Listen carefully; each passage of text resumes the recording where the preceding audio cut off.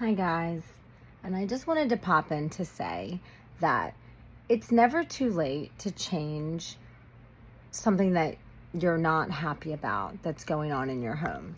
For instance, back in March, I came home one day and I'm upstairs folding laundry, and I had realized that I'm upstairs folding laundry. All my kids are kind of doing something different.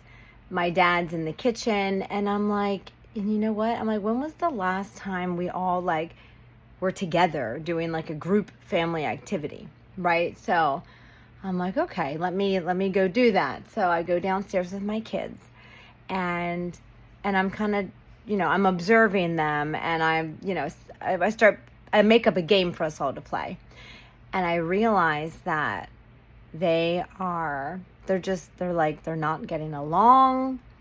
And it's like more than not getting along. Like, they were really being very unkind to one another, and even like not super nice and loving to my dad. And I'm like, dude, what is going on here?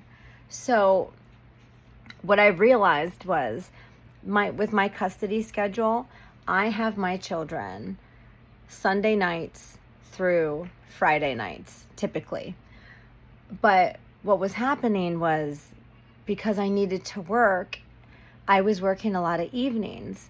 So, like, during the school year, that meant that my kids were at school all day, and then they would come home, and I would be working, and I would come home later in the evening to get them, essentially for bedtime. And I'm thinking about it, and I'm like, dude, they're not spending enough time with me. And then they're off for the weekends with their dad. And so I realized right then and there that I did not like what was happening in my house, that my children needed me. So I stopped working evenings. This is back in March. I stopped working evenings so that way I could be there and be home with my kids every single night, to start working on our emotional regulation and our relationships within the house. And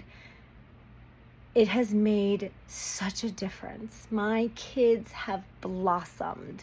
So it is never too late to put work into your family.